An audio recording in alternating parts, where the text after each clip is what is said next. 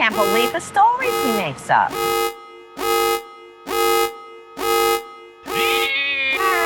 It's time for a rant.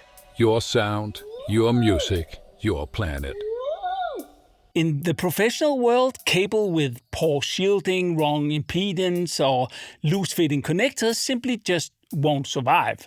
It's a conservative professional business where vendors stick to standards and deliver solid, fairly priced products if they want to stay in the game. Back in the 80s and 90s hi-fi scene, it was kind of the same. Good speaker cables were oxygen-free, decently thick, and that was enough. And power cables? Just whatever came with the unit. Nobody was paying thousands for aftermarket power cords. People were kind of listening to music, not fairy tales about their cables. But as hi-fi became more of a niche, something shifted. The customer who stayed became targets for upselling. Cheap cables can do real damage. They can make percussions dull, vocals lifeless. They can even make a good system unlistenable. I see. Excellent. Suddenly, the market was flooded with exotic cables and pseudo-magical accessories hailed as game-changing. Cult-like tribalism grew around those products, and manufacturers made wild claims, and reviewers, they nodded along, like they do today. Nasty business. Of course, cables can make a difference, but when you choose a premium quality product, the difference to exotic cables is rarely noteworthy, sonically. In fact, more often than not, I have found exotic cables from small manufacturers having real quality problems and fitting issues. There's no dark art involved in cables. Yet, some companies thrive on convincing people otherwise, chasing theoretical, technical truths that has no audible effect on your experience, preying on your lack of knowledge, making huge money in the process.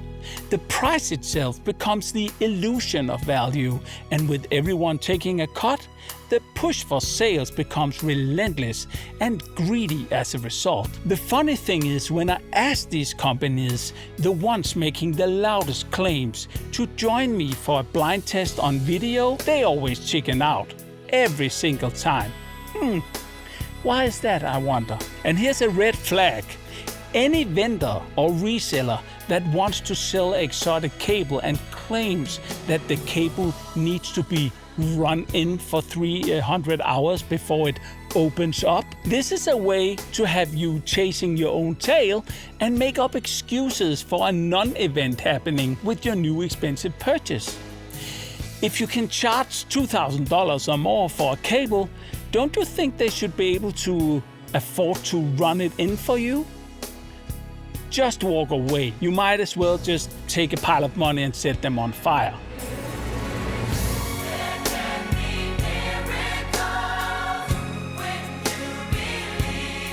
You're going to say something that I think is very brave for a high-end audio dealer. You think? Here it goes. I don't think people should spend too much money on cables. Really? Really, I don't. Isn't that where all the profit is? Yes, that's exactly the point. You see, cables have always been a major profit center. But one of the problems is that, especially in situations where customers are going out of their way to try to negotiate a really low price, the cable manufacturers and the cable dealers will likely put in more cables in terms of the overall purchase price of the system. Now, if a beautifully made cable or accessory brings you joy, that's great, but don't fool yourself into thinking that that's where your system magic lives. Your room, the speakers, speaker placement, acoustics, and your mood, those things are where the magic actually lives and makes up for a much bigger difference. Just as an example of a cable you could use as a reference, a premium home cinema professional cable, I think it's called, nicely labeled, gold-plated, perfect fit, perfect shielding, rugged and solid, nothing will come loose, they work every time. $10. Now that we just saved you a ton of money not being fucked over by exotic cable manufacturers, please go check out the Patreon. We try to collect $20,000 for nature preservation this year, and you get in return not only nature preservation, but you get all the exclusive listening sessions by the Silverback listening team. Music should lift you up with joy and not fill you with anxiety. So whatever you do, you always find the truth if you trust your own ears and your own ability to just listen.